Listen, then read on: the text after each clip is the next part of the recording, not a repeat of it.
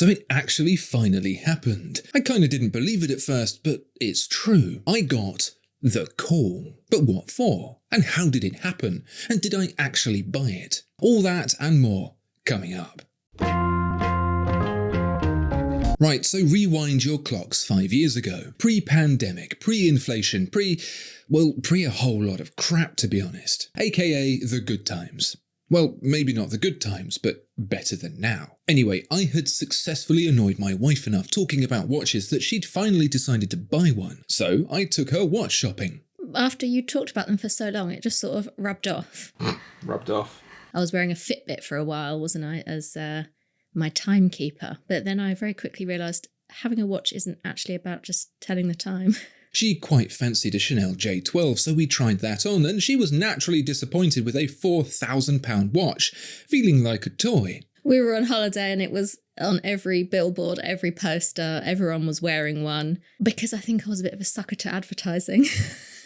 So I didn't bother showing her Hublot. Instead, because this was back in the day when a Rolex in a window was actually available for sale, I showed her the Rolex Oyster Perpetual. It was a 39mm model, now discontinued, in either black or white dial. Both right there for the taking. Well, I say taking, I mean 0% financing over 4 years. But she wasn't up for it. Too plain, too agricultural. Too big, too much metal. And I can understand that. What I like about Rolex is that it has a history of making watches that are, quite frankly, seriously, take a closer look at a vintage sports Rolex and you'll see it's made out of pieces of pressed tinfoil and sweet wrappers. You might say that all watches of the period were like that, but they weren't. Omega was solid, Breitling was solid, Rolex was cheap and cheerful. But it did a job. It was built to function and not to be fancy. It was good where it needed to be, and no more. That's why the Oyster Perpetual is my favourite modern Rolex, because it's the only one left that still feels old school,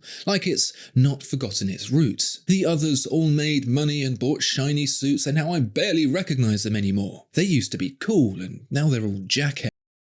But Charlotte got a Cartier instead. Because I saw it in the window and I fell in love with it. It wasn't until those Oyster Perpetuals in the window switched from being available for sale to for exhibition only that she started to understand what it was that was so alluring about them. Why did you change your mind about the Rolex after it stopped being available for sale? Probably because you couldn't get one anymore. And it now comes in 36mm, whereas before we were looking at 39mm, which probably would have been more of a you watch than a me watch. For the avoidance of doubt, the Datejust was off the cards because Charlotte has eyes and the date magnifier is an abomination. Everything else was primarily too big and secondarily, I can't afford it. Minor issue. So Charlotte and I went back to the shop and pretended to be grateful for getting to put our names down for a 36mm Oyster Perpetual. That was almost 2 years ago. 2 years for a 36mm black dial time-only watch. Anyway, we just got the call. Please help me survive my wife's addiction to expensive watches by purchasing one of my books. I promise the storytelling is better than you're getting here. This is free after all, whereas you'll have to pay for my books on Amazon. There's a link in the description below. Thank you. We were truly blessed and humbled and blessed to receive the call mere moments before boarding a flight to America for the live Watchfinder tour. At first, it had been so long that the call made absolutely no sense at all. We'd both completely forgotten we were even on the wait list. But after some and what? It became clear that the black dial Oyster Perpetual in 36mm had landed and that we had been truly humbled and blessed to be allocated it. Truly humbled and blessed.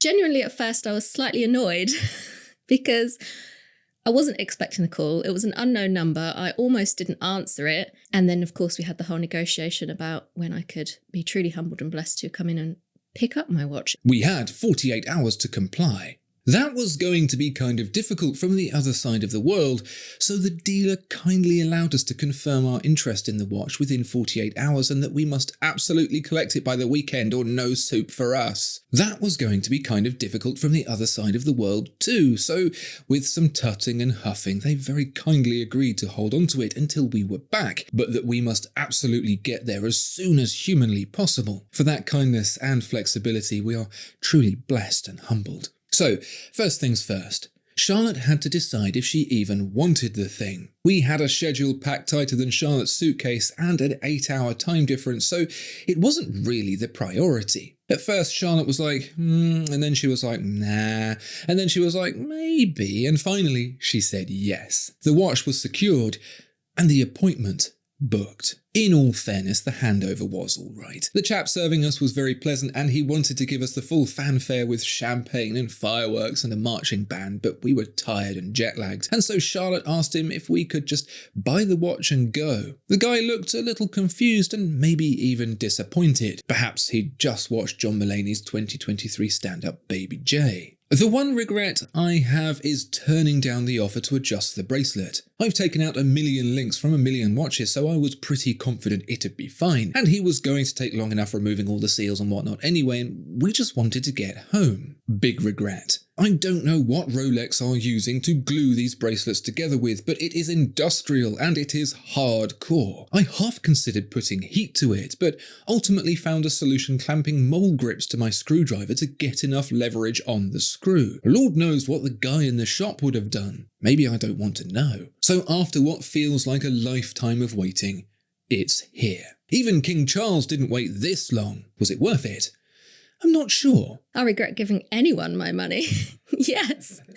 Yes and no. I mean, I've got the watch. The watch is worth what I paid for it. So yes, I regret giving anyone my money. No, I know I could get my money back if I needed to. The price had increased a chunk between that first look at the 39mm OP and now, but of course it's still worth more out the door, so I try not to think about it. I suppose the whole journey's been kind of weird and annoying. The watches I like most are the ones where I think back to the discovery, research and purchase and don't think, well, that was a complete pain in the butt. But then it's not my watch, it's Charlotte's, and she seems happy. I like the size.